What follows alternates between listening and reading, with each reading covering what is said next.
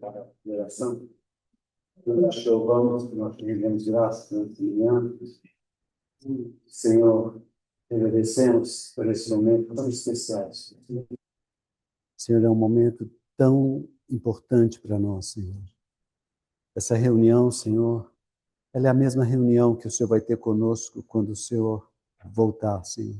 O Senhor vai reunir os teus filhos, Senhor. Senhor, e nós estamos aqui reunidos na tua presença. Nós já temos um antigozo, Senhor, um antigozo daquela reunião. Quando juntos, Senhor, nós vamos estar aos teus pés te adorando. Senhor, nos concede graça nesta manhã, no nome de Jesus. Amém, irmãos? Essa conferência nos chamou a atenção para pontos cruciais e importantes para nós. E o Senhor me deu um sentimento que eu gostaria de compartilhar hoje com os nossos irmãos.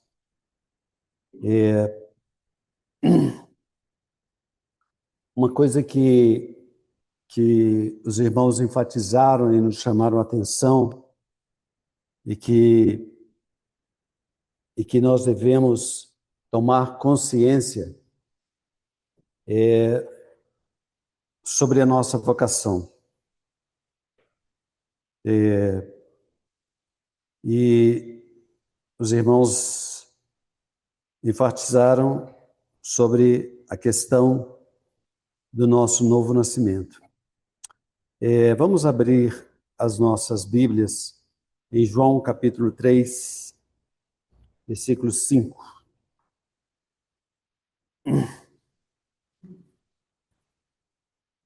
Versículo 3, desculpa, João capítulo 3, versículo 3.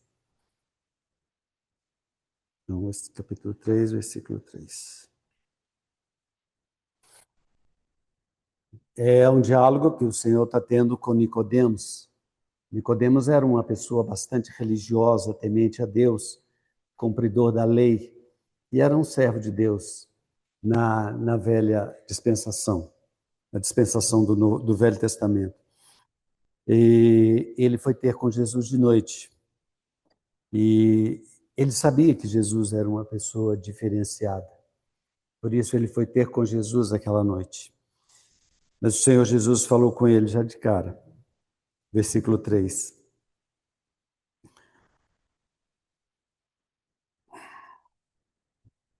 A isso respondeu Jesus: em verdade te digo, que se alguém não nascer de novo, não pode ver o reino de Deus. Se alguém não nascer de novo, não pode ver o reino de Deus. Aqui esse versículo, ele é misterioso, ele tem algo escondido, profundo, e o Senhor Jesus veio nos trazer essa palavra logo no início do Evangelho de João. Nascer de novo, nascer do alto, nascer de Deus, nascer de Deus. Nós somos filhos de Deus. E quem nasce de novo, quem nasce de Deus, ele pode ver entrar no reino de Deus. Essas questões são cruciais para nós. Duas questões aí. Ter a vida de Deus e ver. Ver, entrar. Ver o quê? Ver esse mundo? Ver as coisas da nossa alma? Não, é muito mais elevado do que isso. É ver o reino de Deus. É ver as questões espirituais. Nós vivemos num mundo hoje que valoriza muito a questão do corpo. Então, nós estamos no mundo valorizando o corpo e as coisas do corpo. Já falei algumas vezes aqui que esse mundo parece um shopping center, dedicado ao corpo, principalmente dedicado ao corpo. E hoje as pessoas, eles cultuam a questão do corpo. Poucos valorizam a questão da alma, e muito menos aqueles muito menos são aqueles que valorizam as questões do espírito. Mas, irmãos, nós fomos chamados, nós temos uma vocação. A nossa vocação é para entrar e ver e ter essa vida. O que os nossos olhos veem é muito rico. O que a nossa alma, o que a nossa mente, o que as nossas emoções podem contemplar e experimentar é mais alto ainda. Ou seja, o que a nossa alma pode desfrutar é muito mais rico do que o nosso corpo pode experimentar. Ou seja, você tem uma vida de corpo numa determinada dimensão. Uma vida da alma, uma dimensão maior. E quando as pessoas descobrem que existem essas diferenças de desfrute, uma maior do que a outra, as pessoas migram para ali. Mas as pessoas ainda, a maioria dos homens, não perceberam a questão de entrar no reino de Deus e ver. A questão do reino de Deus, ela é espiritual. E ela é maior. Ela é maior. Enquanto a dimensão física é limitada, e a dimensão da alma também é limitada, mas a dimensão espiritual, ela é infinita. A sua beleza é muito maior. O seu gozo é muito maior. E o que nós temos lá é muito maior. No mundo do nosso corpo, nós temos o nosso corpo, nós temos o mundo.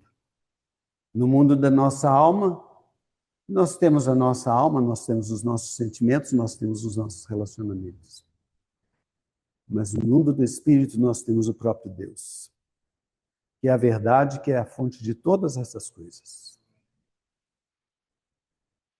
O apóstolo Paulo, ele tinha essa percepção. Quando nós lemos os evangelhos, nós vemos claro que ele tinha essa percepção. O evangelho das insondáveis riquezas de Cristo. Ele falava em dimensões de largura, altura, profundidade, comprimento. Ele falava de coisas que excedem a todo entendimento. E muitas vezes, irmãos, ainda nós estamos como que tateando. Nós não descobrimos o que Deus tem preparado para nós. Coisas que olhos não viram, ouvidos não ouviram, nem o coração do homem. São coisas que Deus tem preparado para nós. Muito mais elevadas. Então, irmãos, para que nós tenhamos acesso a isso, há necessidade de um novo nascimento. E nós nascemos de novo. E, irmãos, é interessante que todos nós percebemos, sabemos, temos certeza acerca do novo nascimento, acerca da nossa regeneração, que nós somos um novo homem. O irmão Luiz, ele nos chamou a atenção para uma coisa que é bastante interessante e importante. Aonde aconteceu a salvação? Aonde aconteceu a salvação em nós? Nós temos a experiência de regeneração. Mas aonde ela aconteceu? Exatamente como foi essa experiência? De uma maneira bem retórica, né? Nós falamos no nosso espírito. Mas exatamente aonde ocorreu essa experiência no nosso espírito? Vamos abrir lá em Hebreus, capítulo 9. Hebreus, capítulo 9, versículo 14.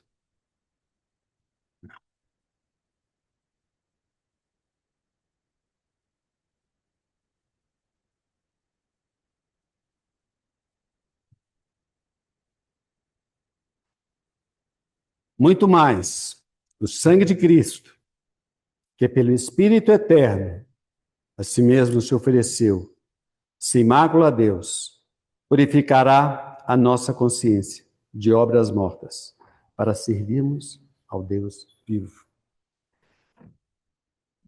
O irmão Luiz, de uma maneira bem enfática, de uma maneira bem forte, ele nos fala que a nossa redenção, a nossa salvação ocorreu exatamente na nossa consciência.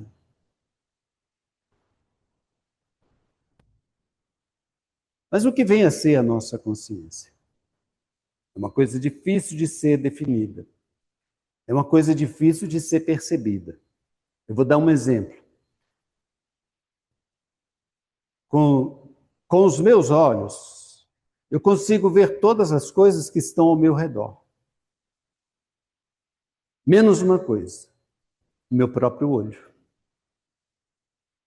O meu olho, eu não consigo ver o meu olho, a não ser que eu chego diante do espelho. Então, nós temos dificuldade de perceber a nossa consciência. Temos dificuldade.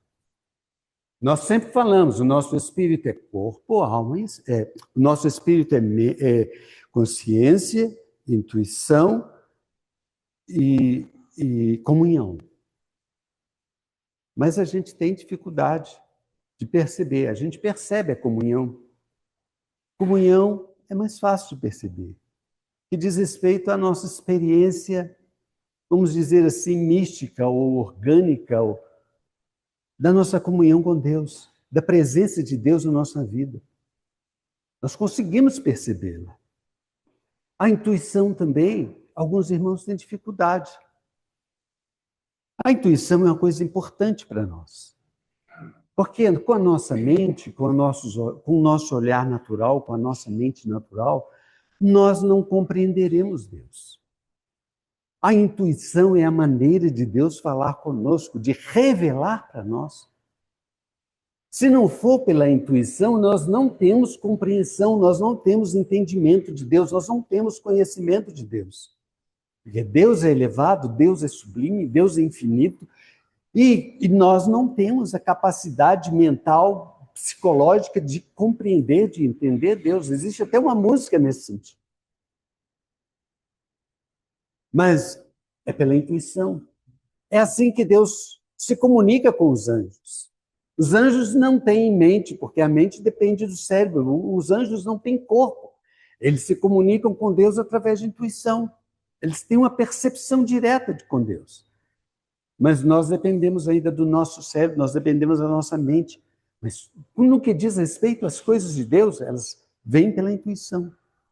Então, até isso nós podemos perceber. Mas a consciência, às vezes, é mais difícil. O que vem a ser a consciência?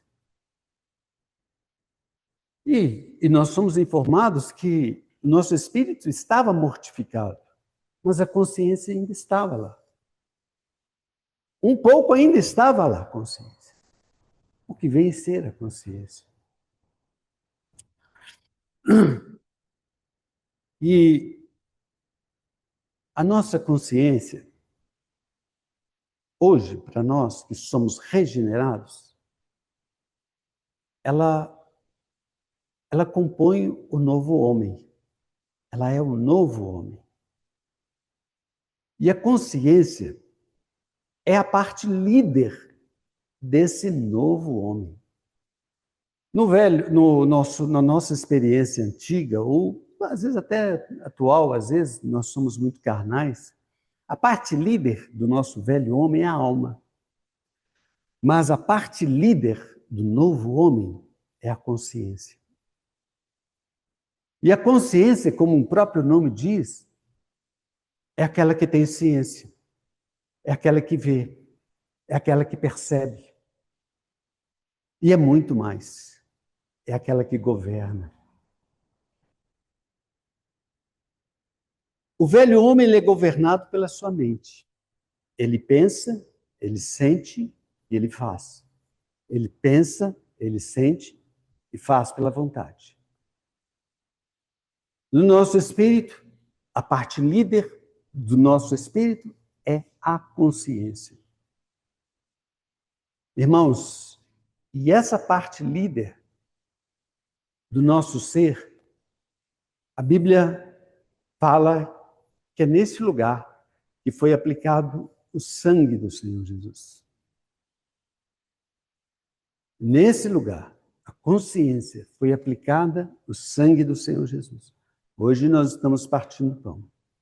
A nossa regeneração foi aplicada à nossa consciência para servirmos ao Deus vivo.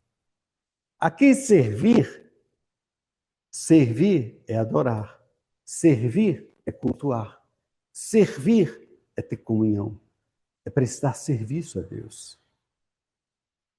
É a vocação do novo homem. Nós fomos regenerados por duas coisas: pelo sangue de Jesus e pela palavra de Deus. O sangue de Jesus foi aplicado à nossa consciência.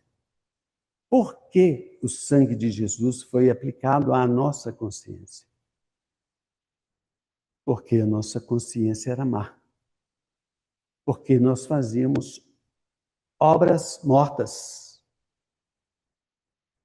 E essa consciência, ela é a porta de entrada. Essa consciência, ela é a que vê. E o que ela vê? Os irmãos têm nos ensinado que a nossa consciência, ela faz parte do nosso espírito. Ela está ligada à intuição e comunhão. Ou seja, para nós termos voz de Deus e comunhão com Deus, nós precisamos da aplicação do sangue de Jesus na nossa consciência. Se tivermos a aplicação do sangue do Senhor Jesus na nossa consciência, nós temos comunhão e nós temos a voz de Deus. Mas a consciência, ela vê mais, ela percebe mais. E nós temos aprendido que a nossa consciência, ela está ligada também ao nosso coração. E o que é o nosso coração? É a nossa alma, é a nossa mente, é a nossa vontade, é a nossa emoção. Junto com a nossa consciência, é o coração. Então a consciência, ela tem percepção de tudo. O que acontece conosco na nossa alma, o que acontece conosco no nosso espírito. A nossa consciência tem controle de tudo. Ela percebe tudo. Tudo, tudo. E ela deveria ser a parte líder do ser humano, mas não é. As pessoas do mundo, a parte líder é a sua mente. Mas nós, que somos regenerados, a parte líder do nosso ser é a nossa consciência. Por isso que nós somos alcançados primeiro na nossa consciência. E ali o sangue é aspergido. E ali a palavra é revelada. E o Senhor Jesus aparece para nós. E nós conhecemos a verdade. E o Espírito Santo habita ali. A presença de Deus, quando nós falamos de comunhão, a presença de Deus diz respeito à nossa comunhão. A presença de Deus no nosso espírito. A presença do Espírito Santo no nosso espírito. O Espírito Santo habita ali. Ele tem a sua presença ali. E nós percebemos a sua presença.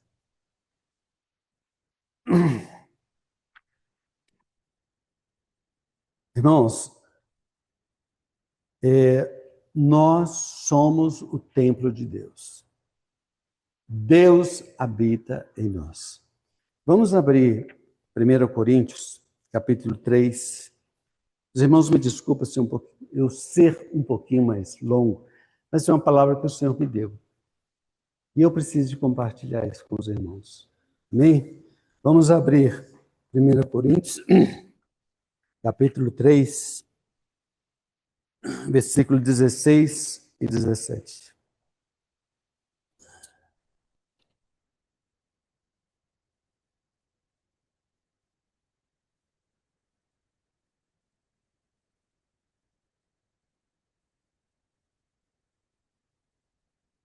Diz assim: não sabeis vós que sois santuários de Deus e que o Espírito de Deus habita em vós?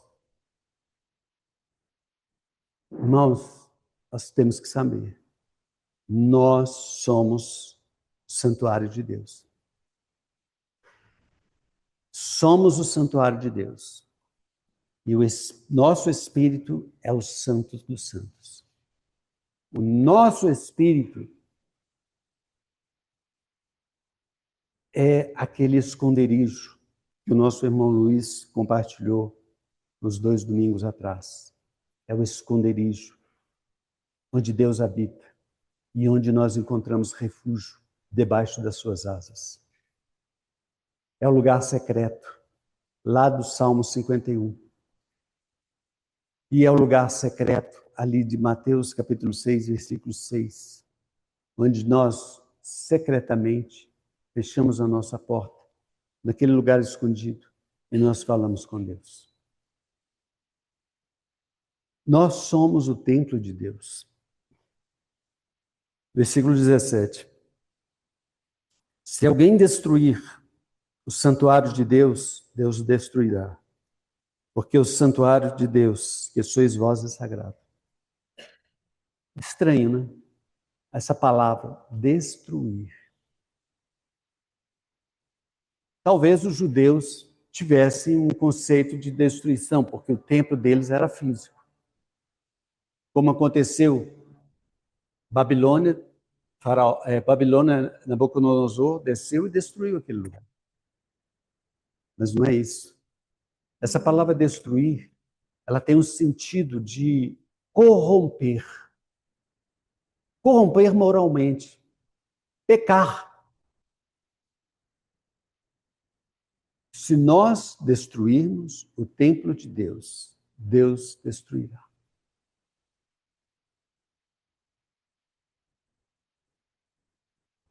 Deus o destruirá, porque o santuário de Deus é santo.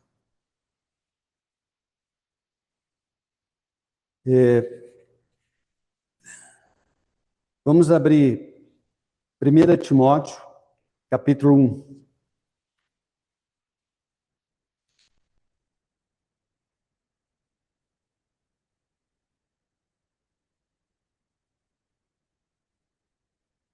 Versículo 5.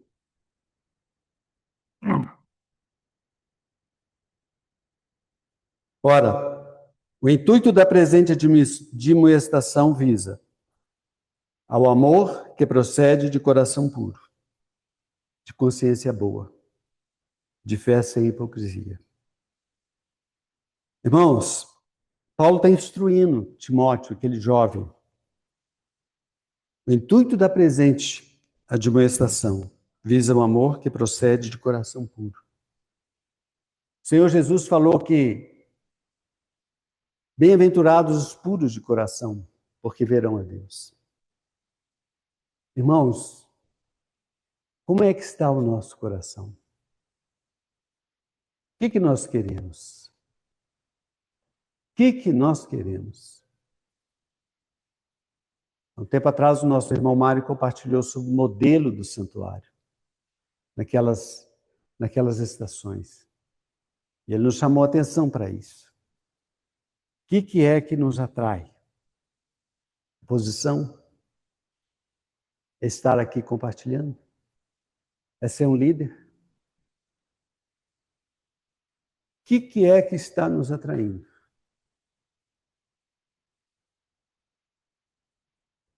É o reconhecimento? É a valorização? Eu confesso para os irmãos, muitas vezes eu me senti assim.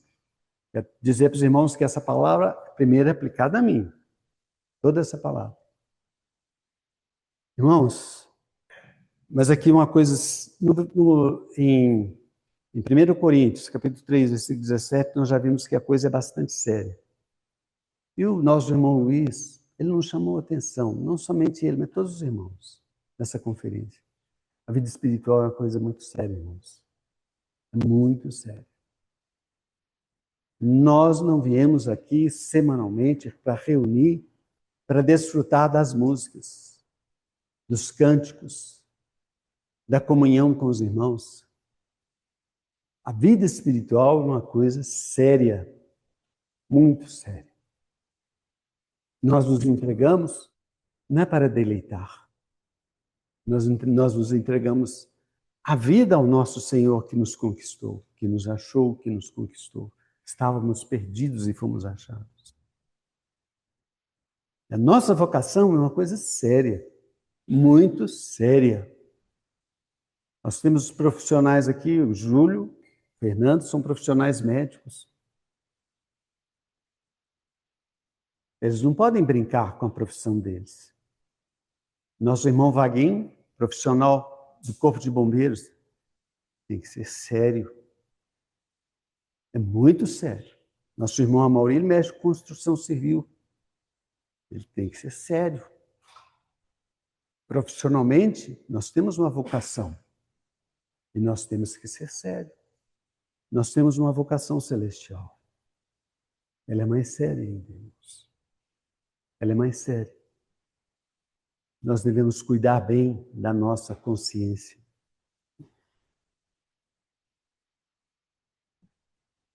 Versículo 5 ainda.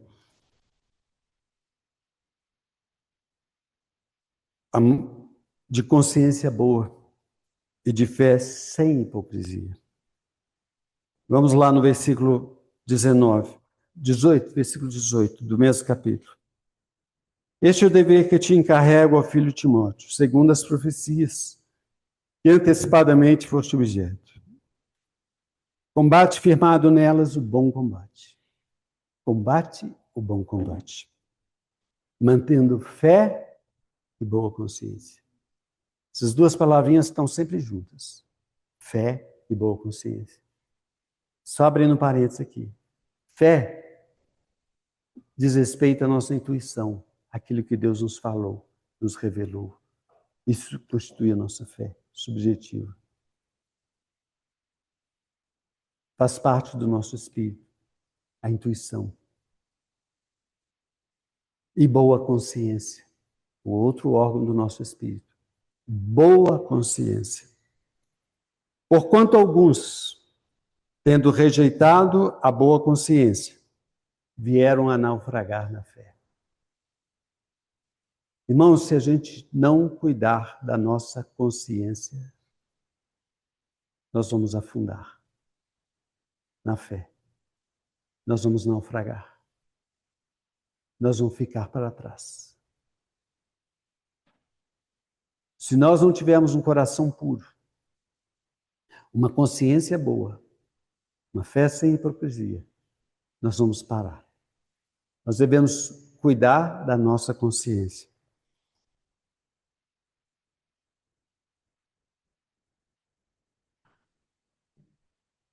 Dentre eles, versículo 20. Dentre eles se contam Emineu e Alexandre, os quais eu entreguei a Satanás. Irmãos, precisamos cuidar da nossa consciência. Ter uma consciência boa, para não naufragarmos na fé. Agora, irmãos, eu gostaria de abrir com vocês o texto de 1 Coríntios, capítulo 11, a partir do versículo 17.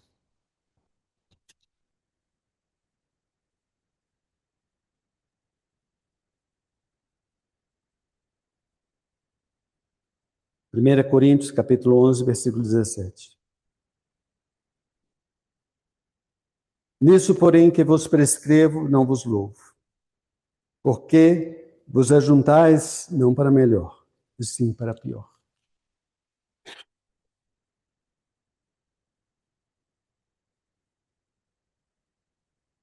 Porque, antes de tudo, estou informado haver divisões entre vós, quando quando vos reunis na igreja. E eu, em parte, o creio, porque até mesmo importa que haja partidos entre vós, para que também os aprovados se tornem conhecidos no vosso meio. Irmãos, é uma palavra dura, mas nós temos que refletir sobre ela. Nós vimos que, se nós não cuidarmos da nossa consciência, nós vamos naufragar na fé. Como Emineu e Alexandre foram deixados para trás. Emineu e Alexandre são dois irmãos que entraram em discórdia com Paulo. A palavra discórdia significa corações separados. Não tinha a mesma intenção, não tinha o mesmo prazer, não tinha o mesmo amor, não tinha o mesmo alvo, tinham opiniões diferentes. Discórdia. E Paulo exorta para a gente ter boa consciência.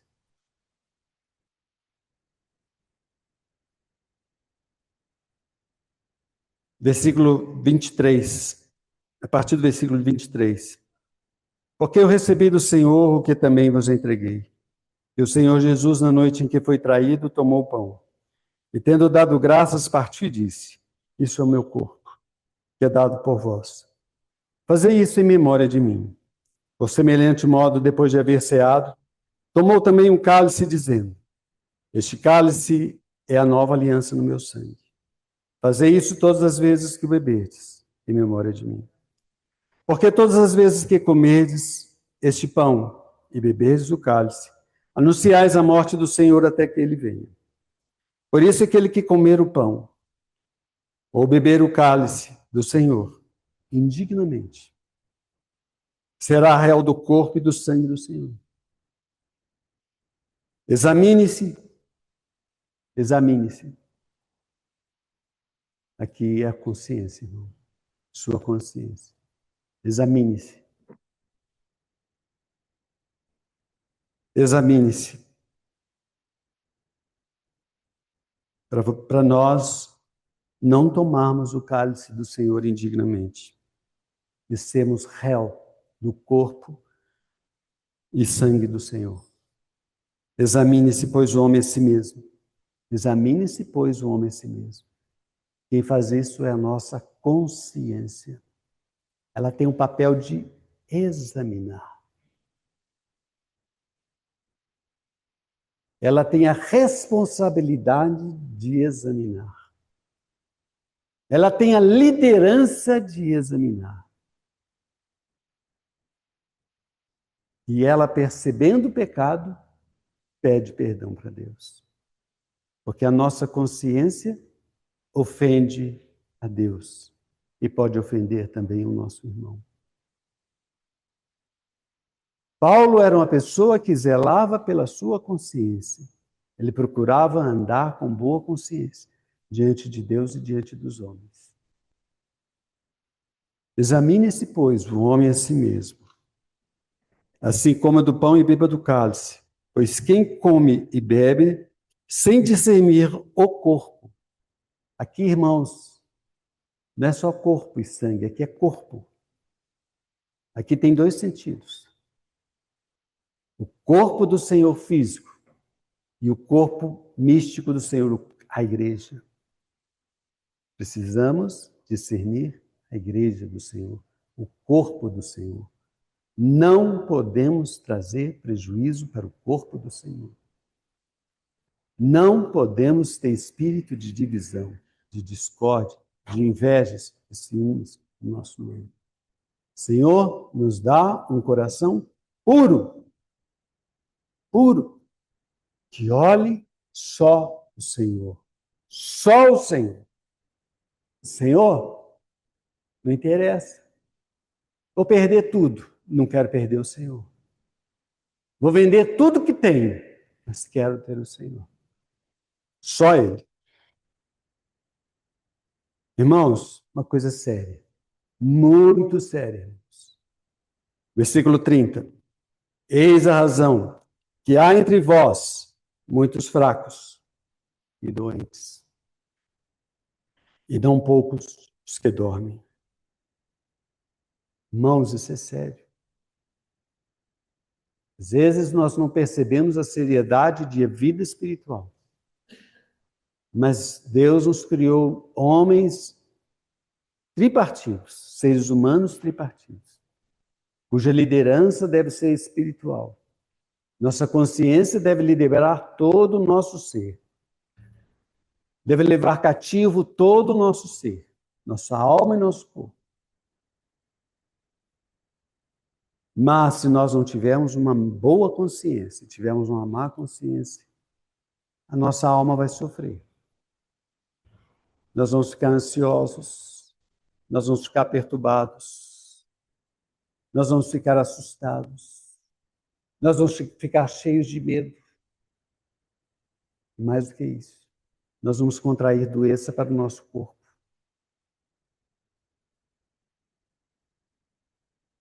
E podemos até morrer. É sério, irmãos. A palavra de Deus, muitas vezes nós não demos tanta importância ao que ela diz. Mas ela é verdade. Ela não mente. Ela é verdade, é a palavra de Deus. Se ela está nos trazendo essa admoestação, irmãos, vamos atentar.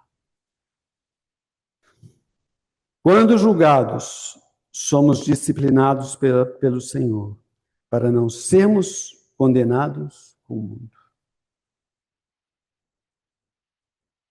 Amém. Irmãos,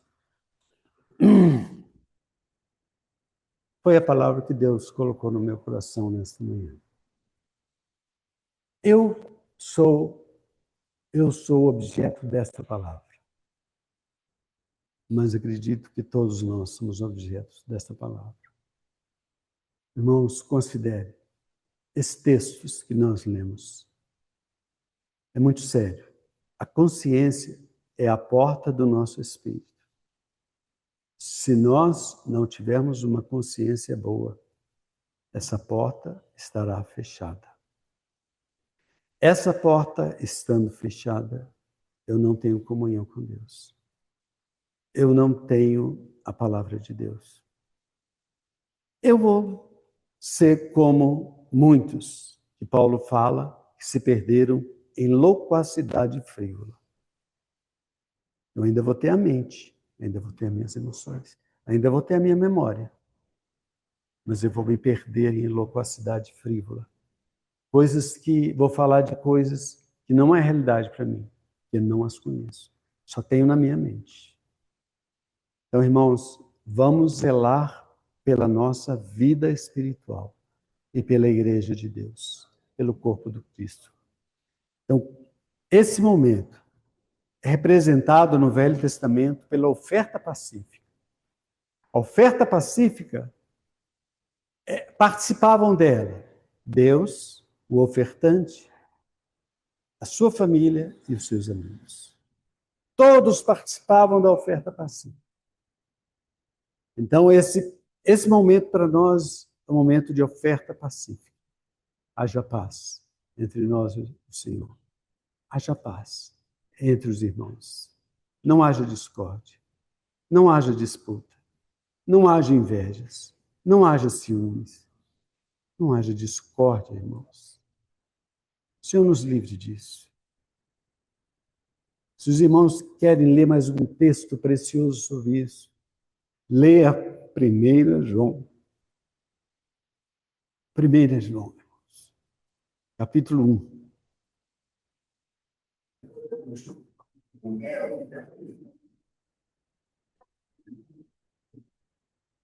Irmão, bom dia. Bom dia. Vou ter mais uma palavra da oração. Senhor, Deus querido e amado, nós bendizemos teu santo nome, agradecemos o privilégio de participar da mesa do Senhor, dessa realidade limite do nosso coração, fazer que Deus abençoe todo por nós, por favor. Eu requer de nós o arrependimento, o reconhecimento dessa obra, uma vida que entrega ao Senhor para viver a vida de Deus. Que essa realidade seja a vida de todos os irmãos, começando pela nossa. Eu só falo que está no teu coração, a glória do Senhor, a sua pressão. Irmãos, eu também tive o privilégio de estar lá na conferência em São Lourenço, e eu queria compartilhar um pouco do, como diz o irmão, do sentimento que o Senhor colocou no meu coração sobre aquilo que eu ouvi. E o que eu queria primeiro falar é que a palavra é para mim, mas o Senhor trouxe no meu coração que eu devia compartilhar com os irmãos também. Então, voltar na referência que foi o tema da conferência, que está em Efésios 4, versículo 1.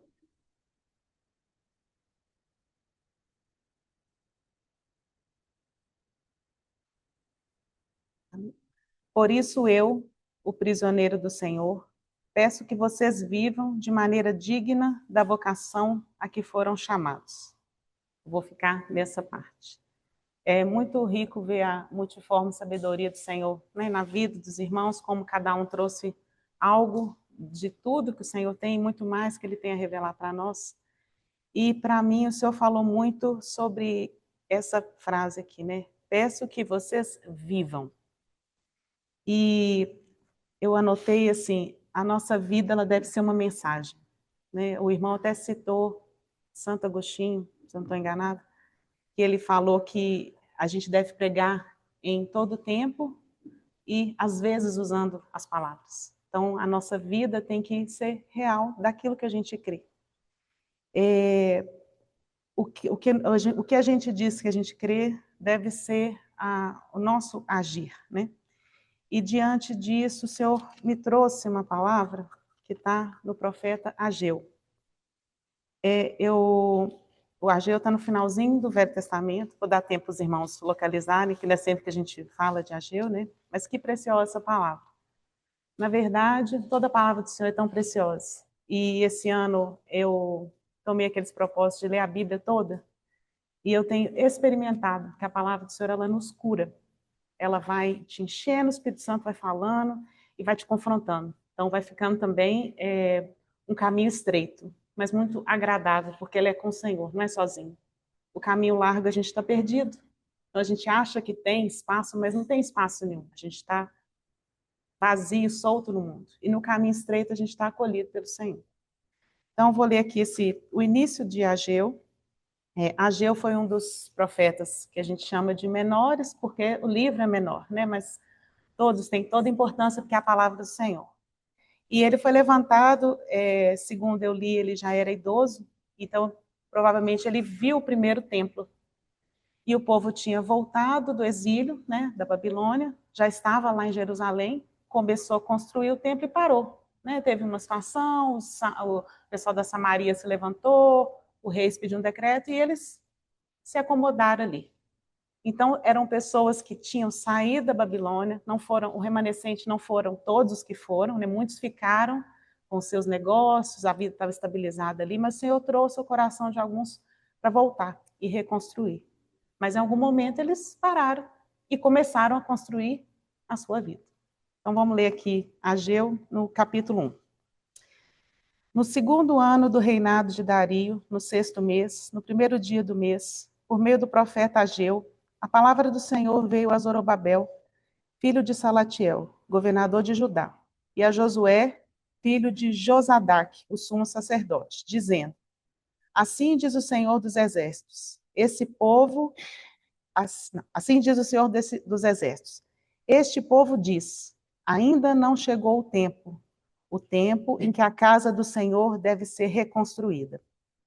Por isso, a palavra do Senhor veio por meio do profeta Ageu, dizendo: Acaso é tempo de vocês morarem em casas luxuosas, enquanto esse templo permanece em ruínas? Portanto, assim diz o Senhor dos Exércitos: considerem o que tem acontecido com vocês. Vocês semearam muito e colheram pouco. Comem, mas isso não chega para matar a fome. Bebem, mas isso não dá para ficarem saciados. Põem roupa, mas ninguém se aquece. E o que recebe salário, recebe-o para colocá-lo numa sacola furada. Assim diz o Senhor dos Exércitos: considerem o que tem acontecido com vocês. Vão até o monte, tragam madeira e reconstruam o templo. Dele me agradarei e serei glorificado, diz o Senhor. Vou parar aqui no verso 8. O que o Senhor falou no meu coração é que, né, nós somos chamados e às vezes em algum momento a gente começa a dar mais atenção à nossa casa terrena. E o Senhor quer que a gente leve uma vida que ninguém está afastado, alheio ao mundo, mas uma vida com consideração da casa do Senhor. Porque isso vai trazer o Senhor, né? Então, uma vida dedicada àquilo que Ele deseja. Eu tinha tantas coisas para falar, mas na hora, assim, até foge. Né? Que eu anotei aqui. Que a gente deve pensar se a nossa vida tem sido coerente com o que a gente crê, e que o Senhor tenha primazia em todas as nossas coisas, nas nossas decisões, nas nossas escolhas, na maneira de andar, de agir, nos pensamentos. E tem uma palavra em Isaías que conforta muito, assim, ela trouxe muita luz para a minha vida, que está no versículo, no Isaías 30, 21, que fala assim, quando vocês se desviarem para a direita ou para a esquerda, ouvirão atrás de vocês uma palavra dizendo, este é o caminho, andem nele. O Senhor é aquele que fala conosco. Então, como eu disse, a palavra primeira é para mim, eu tenho colocado diante do Senhor aquilo que eu tenho andado, que não tem edificado a casa para Ele. E que esse seja o nosso coração, né? A nossa vida, refletir aquilo que a gente tem tanto ganhado, né? São tantas conferências, tantas palavras tão preciosas que o Senhor tem colocado, os irmãos compartilharam aqui conosco, como a gente é alimentado. Mas esse alimento tem que gerar vida. E essa é a minha oração para mim e para todos vocês, meus amados irmãos. Bom dia, irmãos. Vamos abrir as escrituras no Gênesis 2.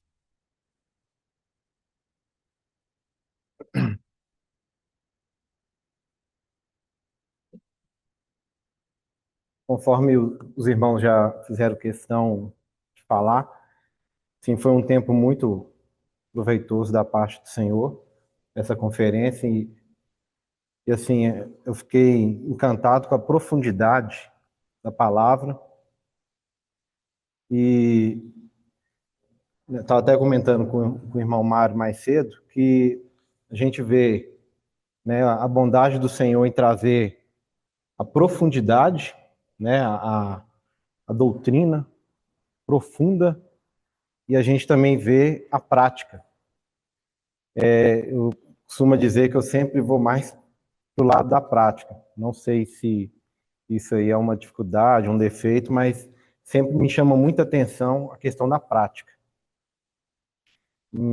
E é exatamente sobre isso que eu queria compartilhar. Uma frase apenas que eu ouvi lá, eu gostaria de passar para os irmãos, mas é algo que eu tenho buscado diante dele já tem algum tempo, e teve uma reunião aqui, eu vou comentar sobre ela com os irmãos. Teve outra conferência que eu participei, que eu ganhei mais um pouquinho sobre o tema, e finalizando agora nessa última conferência, o Senhor é como se ele tivesse aberto a porta de vez sobre o assunto. Talvez para os irmãos que vão ouvir seja algo óbvio, para mim não era, e eu dou graças a Deus por isso, porque Ele sempre coloca outros na frente para abrindo o caminho, né, para esclarecendo, compartilhando a palavra e dando essa certeza para nós do caminho que nós devemos trilhar. E isso é muito importante. Então, dentro disso, vamos ler lá Gênesis 2, a partir do versículo 18.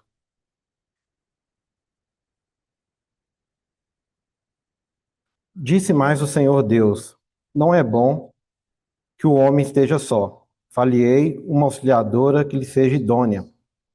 Havendo, pois, o Senhor Deus formado da terra todos os animais do campo e todas as aves do céu, trouxe-os ao homem, para ver como este lhe chamaria. E o nome que o homem desse a todos os seres viventes, esse seria o nome deles. Deu nome o homem a todos os animais domésticos, às aves dos céus e a todos os animais selváticos. Para o homem, todavia, não se achava uma auxiliadora que lhe fosse idônea. Então o Senhor Deus fez cair pesado sono sobre o homem, e este adormeceu. Tomou uma das costelas e fechou o lugar com carne. E a costela que o Senhor Deus tomara ao homem transformou-a numa mulher e lhe a trouxe. E disse o homem: esta, afinal, é osso dos meus ossos e carne da minha carne. Chamar-se-á varoa, porque do varão foi tomado. Por isso, deixa o homem pai e mãe e se une à mulher, tornando-se os dois uma só carne. Efésios 5, a partir do 22.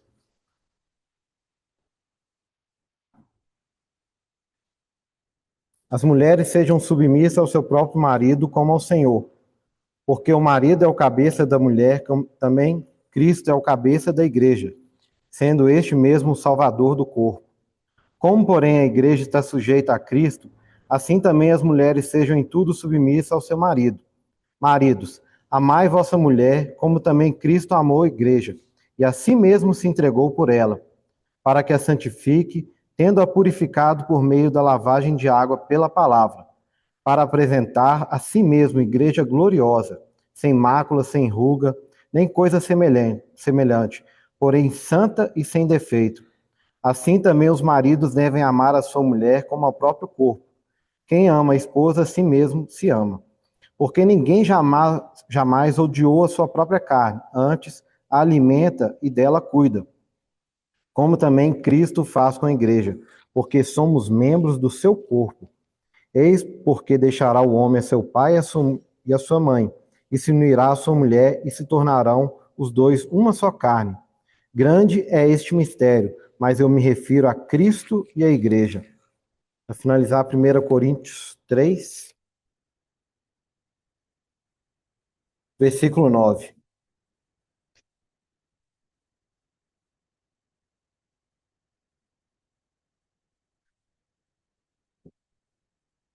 Porque de Deus somos cooperadores, lavoura de Deus, edifício de Deus sois vós.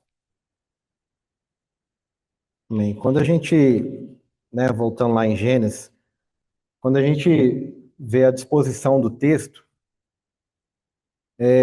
eu achei muito interessante, assim, tenho achado muito interessante, porque logo no versículo 18, né, Deus fala que o homem, ele, de alguma forma, sentiu falta de uma auxiliadora. Mas logo depois disso, no versículo 19 e 20, a gente vê o Senhor, Deus chamando o homem, passando a ele uma grande tarefa. Uma tarefa que para nós aqui seria impensável. Imagina, colocar nome a todos os seres viventes. Não é uma tarefa fácil. Antes disso, quando o homem foi criado, Deus passou para ele duas funções específicas: lavrar e guardar. E ele foi colocado sobre um princípio de obediência, que era comer de todas as aves que estavam no jardim, exceto de uma, sob pena de morte. Então a gente vê duas funções, um princípio de obediência. Logo então, Deus chama o homem e passa essa tarefa para ele. Talvez a gente volte a pensar assim, né? Talvez eu pense assim, seria mais fácil se a mulher estivesse do lado dele, porque ela ia dar o apoio e ajudar, né? A dar nome a todos os animais. Alguns podem até falar assim, não, mas aí ela ia dar muito palpite, ia ficar muito tempo, ia demorar demais essa tarefa. Assim, eu creio que, sinceramente, que não é nada disso. O homem, ele foi criado perfeito. E a mulher não foi colocada do lado dele para suprir necessidades. A capacitação do homem, dada por Deus, ela é grandiosa. Então a mulher não é para ajudar nas debilidades. Quando a gente vê aqui essa palavra idôneo, que significa idôneo? É estar adiante. Estar diante, não adiante. Estar diante é correspondente, é um reflexo. Então, a perfeição que foi gerada no homem é a mesma que foi gerada na mulher. Então, ali não é como que a gente pode fazer? Um equilíbrio de necessidades. Ah, eu tenho essa necessidade, você me supre. Eu tenho essa, você me supre. Não. É correspondência. É como se houvesse ali um reflexo. É um espelho. Então, dessa forma, foi inserida a mulher. E então a mulher, né, ela foi criada não para essas necessidades nem físicas nem intelectuais do homem. Tudo que o Senhor criou é perfeito, já é perfeito em si mesmo. Então, essa correspondência, essa igualdade, essa harmonia foi o que o Senhor quis mostrar ali. Isso é o significado da palavra idôneo.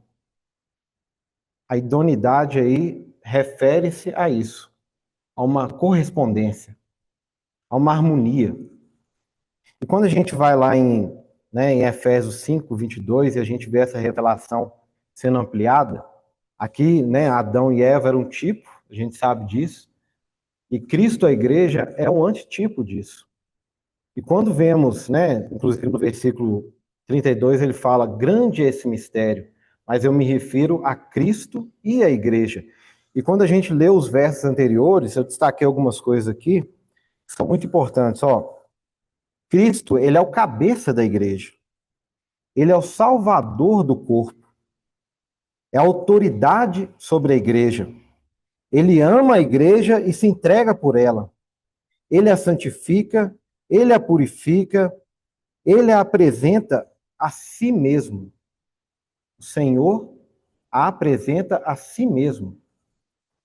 Igreja gloriosa, sem mácula, nem ruga, nem coisa semelhante, porém santa e sem defeito.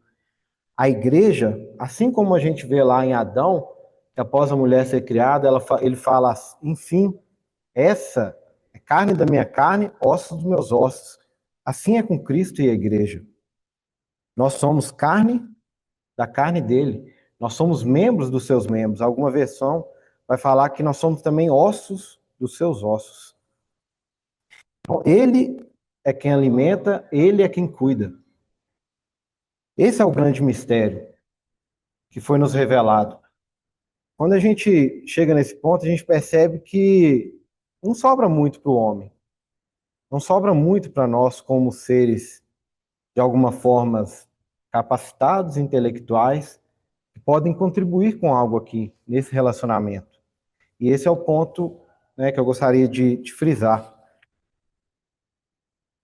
Quem é mais capacitado que o Senhor Jesus?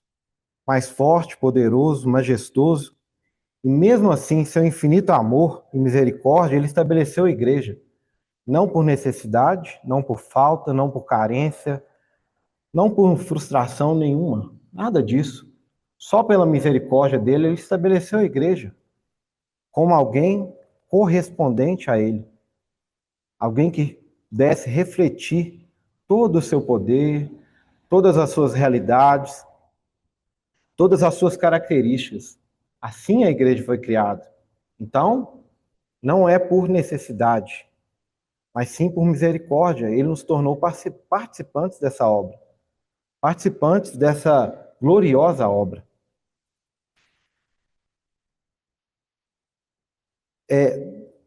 Alguns meses atrás, a gente se reuniu para uma reunião dos irmãos e foi tocado em um ponto assim que na hora assim não me pareceu assim muito conclusivo, né? E os irmãos falavam assim, ó, nada das suas boas ideias, nada das suas opiniões, nada pode contribuir com a obra do Senhor, com a igreja do Senhor. Nenhum estralo, né? Nenhuma ideia que você tem, não, falar agora vai. Nada disso pode contribuir com a obra do Senhor. Não adianta você ser criativo, não adianta você ter expertise, não adianta nada disso. Aí, assim, eu pensei assim, na hora eu pensei assim, não, isso aí me parece um pouco de excesso de zelo. Os irmãos estão sendo muito preciosos, né? Mas conforme eu ouvi isso várias outras vezes, inclusive aqui durante o compartilhar dos irmãos, cada vez mais fez sentido para mim. E chegando nessa conferência agora, assim, ainda mais. Graças a Deus por isso, essa realidade, né, essa realidade do Senhor faz parte de mim agora. Então, eu não vou servir ao Senhor. Estou correndo um pouquinho, desculpa, irmãos, mas assim, pelo tempo, assim, tem mais 10 minutos. Então, eu não vou servir ao Senhor e muito menos agradá-lo com minha própria capacidade. Não vou e nem posso acrescentar nada à igreja e à obra do Senhor. Não adianta ideias boas ou más, não adianta criatividade, não adianta conjecturas, não adianta nada disso. Então, como fazer? Como, né, conforme a André falou, né, o irmão Luiz falou mais cedo, como então eu posso participar dessa vocação celestial? Como eu posso cumprir meu chamado diante do Senhor? Então, essas são dúvidas, né, que vinham batendo minha cabeça desde então. E graças a Deus, cada vez mais o Senhor tem nos mostrado, através da palavra, através da comunhão com os irmãos, qual que é o caminho a trilhar. Não tem outro, é só um. Então, qual é a matéria básica a qual a mulher foi criada e como se deu essa criação? A gente vê lá que o Senhor colocou o homem, né, Adão, em um sono profundo, retirou do lado dele uma costela e dali ele formou a mulher. Essa é a matéria que foi usada. E qual a matéria básica da criação da igreja? Como se concluiu esse processo? Como ela foi estabelecida? Não que ela foi criada, ela foi edificada, ela foi estabelecida. O irmão Stephen Call, ele fala o seguinte, ó, o mistério de Deus é Cristo, mas o mistério de Cristo é a igreja. Se você quer conhecer a Deus, tem que te conhecer Cristo. Se você quer conhecer Cristo, olhe para a igreja. E lembre-se, a igreja não é construída por você e por mim. Ela é construída por Cristo, em você e por Cristo em mim. E você e eu temos de ir para a cruz. Então, é um caminho que deve ser trilhado.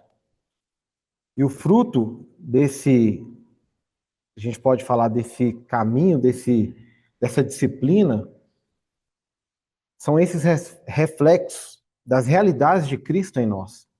E é isso que ele espera de cada um de nós, cada vez mais, que as realidades dele sejam visíveis em nós. O irmão Rodrigo Abarca, lá na conferência de Leopoldina, ele falou o seguinte: o único material que o Espírito utiliza para edificar a igreja é Cristo. Então, é um produto que só tem uma matéria-prima, não tem outra. A igreja, ela é formada, ela é edificada, ela é constituída somente por Cristo. Não há mais nada que possa se agregar a essa construção, a essa edificação. Nada. Nada, nem um pouquinho, assim, que a gente veja, nó, que coisa boa, poderia ser aproveitada aqui, mas não é. Somente Cristo é o único material, né? Estou sendo bem simplório aqui nas palavras, mas é o único material possível para edificar a igreja é Cristo.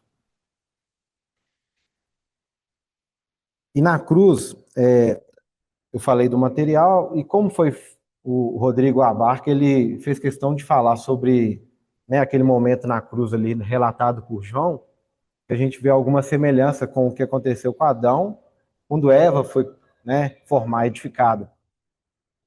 A gente sabe que assim que o Senhor Jesus ele entregou o Espírito dele, veio um soldado e furou o lado do Senhor Jesus. E dali saiu sangue e água. A gente sabe que sangue fala da nossa redenção, a água fala da nossa santificação, da nossa purificação.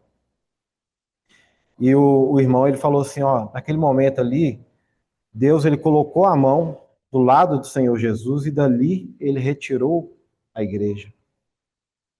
Então é carne da minha carne, osso dos meus ossos, membro dos meus membros. E é daí que foi constituída, foi edificada a igreja. Foi dessa forma. O homem não tem como participar disso, a não ser de uma forma. Só de uma forma.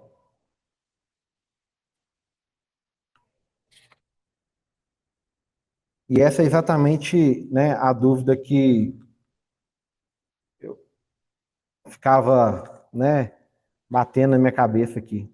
Senhor, então como que eu posso participar disso? De algo tão grandioso, de algo tão glorioso? Como eu posso me achegar diante de Ti e ser cooperador? A gente leu lá em 1 Coríntios 3:9, que nós somos cooperadores, nós somos lavoura, nós somos edifício de Deus. Então, Senhor, o que que eu posso apresentar que seja, de alguma forma, possa contribuir com essa obra gloriosa? E o irmão, ele trouxe essa resposta, assim, vou ser egoísta, foi para mim. Ele falou a frase que eu precisava de ouvir. Como eu disse, é muito óbvio. Agora eu vejo que é. E talvez seja para alguns irmãos, e glória a Deus por isso. Ele falou assim, ó, como eu sei qual é o meu ministério, minha função no corpo? Ele respondeu, permita que a vida cresça.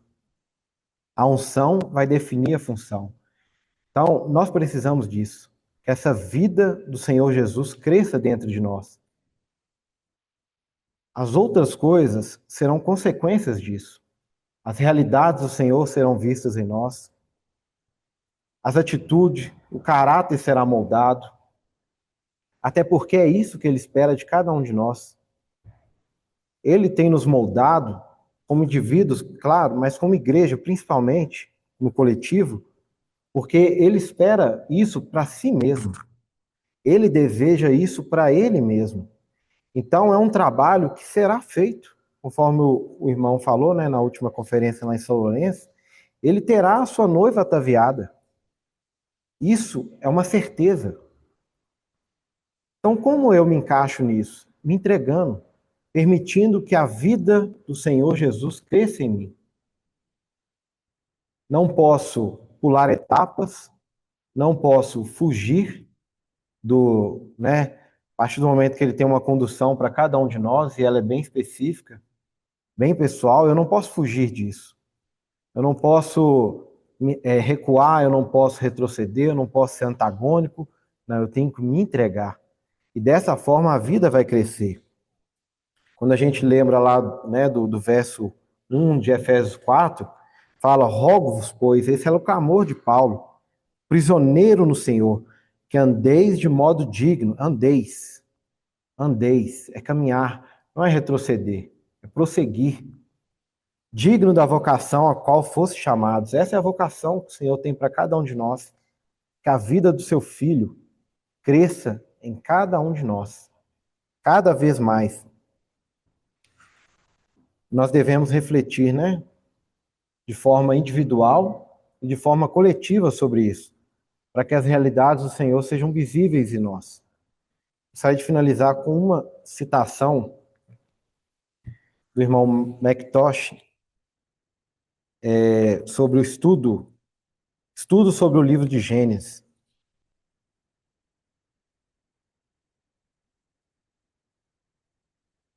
Ele fala assim, ó, tudo isso terá o seu cumprimento nos séculos vindouros. Então o verdadeiro homem, o Senhor do céu, tomará o seu lugar no trono, e na companhia da sua noiva, a igreja, dominará sobre a criação restaurada. Essa é a igreja vivificada da sepultura de Cristo. É parte do seu corpo, da sua carne e dos seus ossos. Ele é o cabeça e ela o corpo, formando um homem, como lemos no capítulo 4 de Efésios, até que todos cheguemos à unidade da fé e ao conhecimento do Filho de Deus, a varão perfeito à medida da estatura completa de Cristo. A igreja, sendo assim parte de Cristo, ocupará um lugar na glória completamente único. Não havia criatura alguma que estivesse tão perto de Adão como Eva, porque nenhuma outra criatura era parte dele. Do mesmo modo, com respeito à igreja, ela terá o lugar mais próximo de Cristo, na sua glória futura. Nem tampouco é apenas o que a igreja será que desperta a nossa admiração, mas o que a igreja é. Ela é agora o corpo, do qual Cristo é o cabeça, e agora o templo do qual Deus é o habitante. Ó, que espécie de pessoa nós devíamos ser? Se este é o presente, e tal será a dignidade futura daquilo que nós, pela graça de Deus, fazemos parte. Sem dúvida que nos convém uma conduta santa, consagrada em separação e elevada. Que o Espírito Santo possa mostrar essas coisas mais clara e poderosamente aos nossos corações, para que assim possamos ter uma compreensão mais profunda da conduta e do caráter de que é digna a santa vocação com que somos chamados. Amém, Senhor. Que essa, Senhor, seja a nossa realidade. Que sejamos conduzidos pelo Senhor, para aquele ponto que o Senhor deseja alcançar em cada um de nós. Senhor, através da tua palavra, através do Senhor das suas realidades, nós estamos sendo moldados, nós estamos sendo purificados, santificados. E o que nos aguarda, Senhor, é algo grandioso. E nós queremos sim, Senhor, antecipar isso cada vez mais. Senhor, queremos viver em unidade com Cristo aqui. Queremos viver em unidade com Cristo em nosso dia a dia. Senhor, que a sua essência, ela seja vista na tua igreja. Senhor, forme sim a sua noiva. Cada vez mais, Senhor. Reflita sobre nós essas realidades. Senhor, esse é o nosso desejo. Nós nos chegamos diante de Ti, Senhor, humildes, ó Pai, sabendo que é o Senhor mesmo que tem feito, é o Senhor mesmo que tem convidado, é o Senhor mesmo que tem edificado, construído, e é o Senhor mesmo que concluirá essa obra maravilhosa. Graças te damos, Senhor Jesus. Amém. Irmãos, eu não fui na conferência, mas as palavras que foram faladas hoje me tocaram muito o coração, e eu não sei se a gente talvez percebeu a linha condutora desde o início da reunião. Bom, o senhor me falou muito, né? Eu só queria compartilhar isso. O Luiz abriu com a reunião de ceia, com Apocalipse 19, 11. Vi o céu aberto e surgiu um cavalo branco. Seu cavaleiro se chama Fiel e Verdadeiro, que julga e guerreia com justiça. Seus olhos eram como chama de fogo. Eu acho assim que esses versículos nos fazem lembrar da primeira entrada triunfal do Senhor em Jerusalém. Ali, quando veio na primeira vinda, ele veio montado num jumento. Ele veio para ser oferecido como sacrifício, mas aqui, em Apocalipse, está falando que é a segunda vez ele virá num cavalo branco para julgar e guerrear. E os olhos dele é como chama. E a gente vê que não é a primeira vez que aparece em Apocalipse que os olhos dele é como chama. Em Apocalipse 1, 14 e 2 também, quando João olhou para trás e viu aquele que estava, o Senhor glorificado, ele viu o Senhor glorificado. E uma das características do Senhor era essa. Apocalipse 1,14. A cabeça e os cabelos eram brancos como a lã e a neve, e os seus olhos como chama de fogo. E se quando a gente vai para 7 igrejas, né, quando o Senhor envia essas mensagens às 7 igrejas, nós vemos o Senhor. João viu o Senhor passeando entre os 7 candeeiros de ouro. aquele olhar de fogo, ele estava julgando as 7 igrejas, né? E eu creio que o Senhor continua nos julgando, né? Então, essa foi a abertura da reunião. Depois, o irmão Aloísio,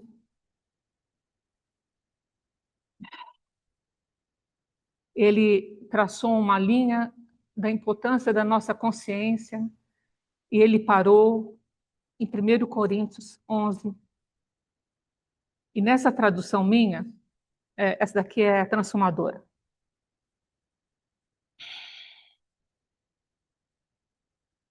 E eu fiquei muito surpreso quando eu li nessa tradução. 11, 20, fala assim: quando vocês se reúnem, não estão interessados de fato na ceia do Senhor. E eu fiquei muito chocado com isso, porque a ceia pode se tornar uma tradição para nós. Todos os domingos nós chegamos aqui, partimos o pão, cantamos, adoramos, mas aquilo que o Aloísio salientou, da continuação desse capítulo, fala que da gente aqui aparece algumas vezes a palavra examinar, no 28. Portanto, examinem-se antes de comer o pão.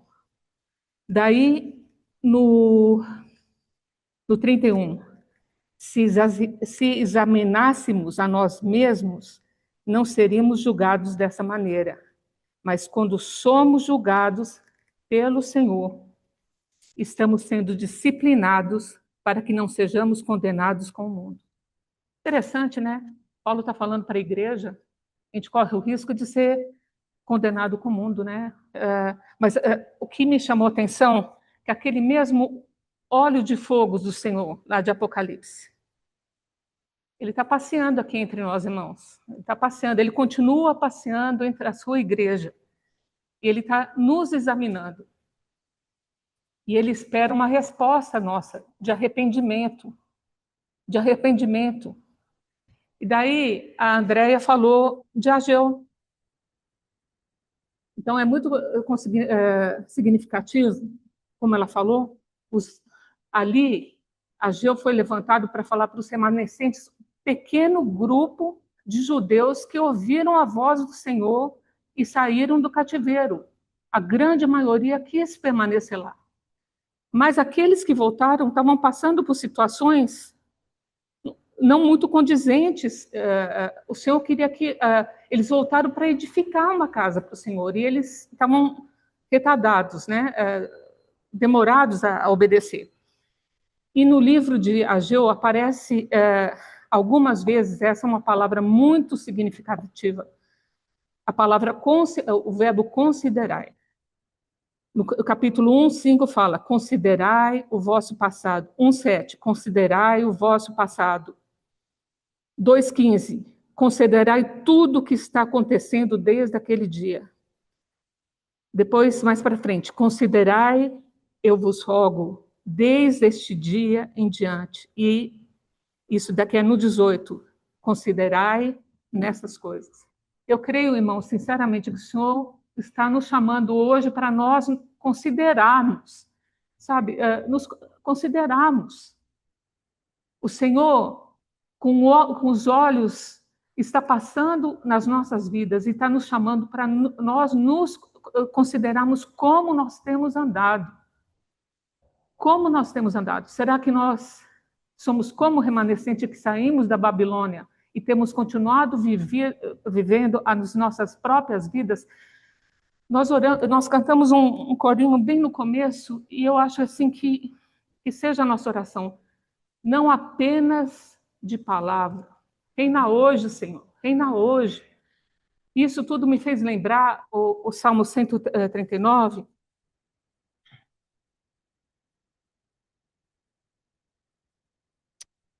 que fala assim, 139, 23, 24.